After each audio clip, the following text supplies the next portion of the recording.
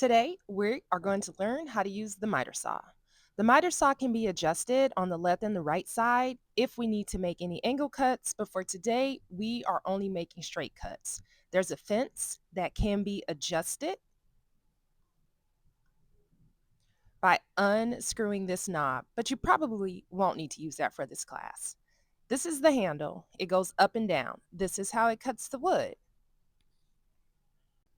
To turn it on, use your pointer finger for the off and on switch, and then your other two fingers you use to actually squeeze the trigger. These two things turn it on.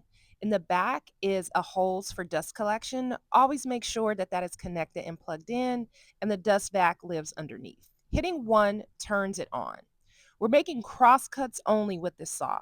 We never make rip cuts with this saw because it's pretty unsafe.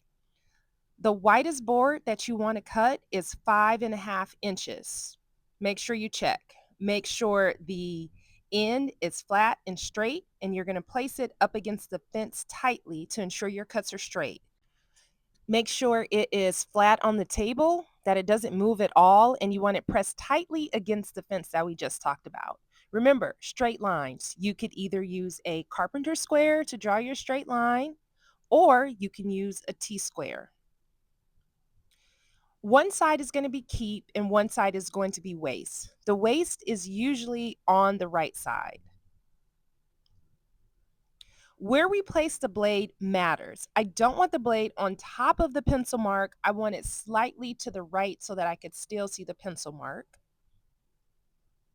You can test it a couple times and make sure you're in the right place without squeezing the trigger. I'm going to use my thumb to press it up against the fence and my four fingers to press it down into the table. Don't forget your safety glasses. Check out how I'm standing. Look at my body position. Once I'm set, I'm ready to cut. If you are left-handed, you are going to stand to the right of the blade. Otherwise, make sure you stand to the left.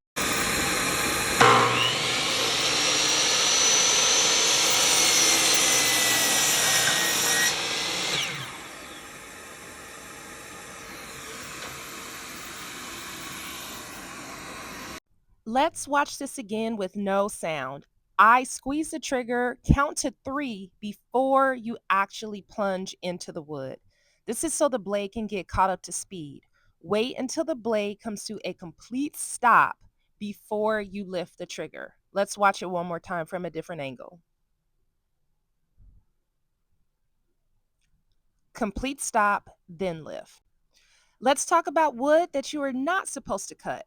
Don't cut anything shorter than 9 inches. Your hand will be too close to the blade.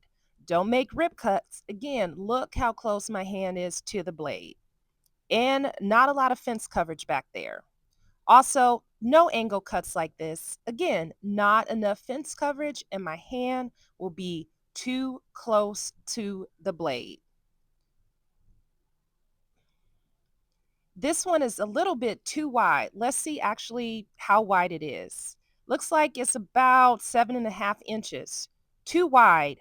This one, too short and too wide. My hand is too close to the blade.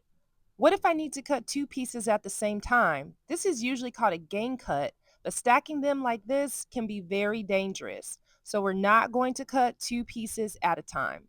Remember to vacuum up after you're done. Clean up all your sawdust, reattach the holes, and you're all set.